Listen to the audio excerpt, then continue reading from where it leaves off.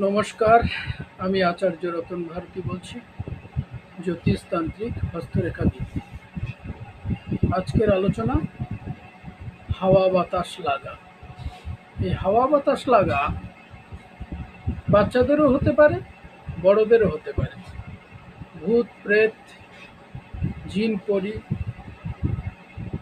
কালী ডাকিনী বিভিন্ন দৃষ্টি লক্ষ্য করা যায় এবং সেটা খালি চোখে দেখা যায় না।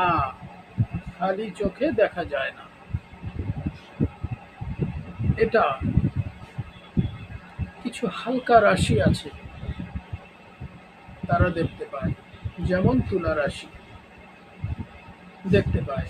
এরকম কাজ বহু করেছি, প্রচুর কাজ করেছি। এই হাওয়া বাতাস, ধরেন আপনি পথ দিয়ে যাচ্ছেন, কোনো প্রেত আত্মা সেই পথ দিয়ে আপনার সামনাসামনি আসছে, বা সে সেখানে থাকে, তার বসতি, আপনি সেই পথ দিয়ে যাচ্ছেন। এরকম সেই সময় তার দৃষ্টি আপনার উপরে পড়ল,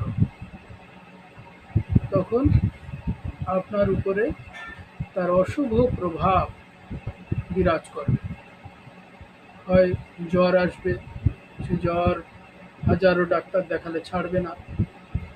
এরকম শরীর ভার হবে, হাজারো ডাক্তার দেখালে সে ভার নামবে না।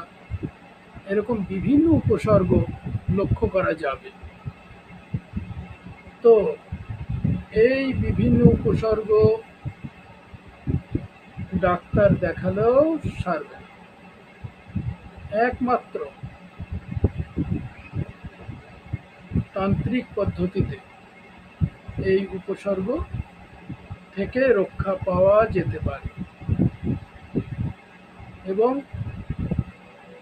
সঠিকভাবে ক্রিয়াকর্মাদি করলে তবেই এর থেকে রক্ষা পাওয়া সম্ভব। নয়তো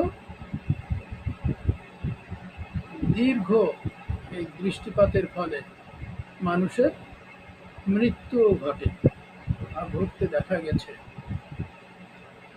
তো সঠিকভাবে জানতে হবে সে দৃষ্টি আছে কিনা, এবং তারপরে তার ক্রিয়াকর্মাদি করলে সেই দৃষ্টি থেকে আপনি মুক্ত হতে পারবেন।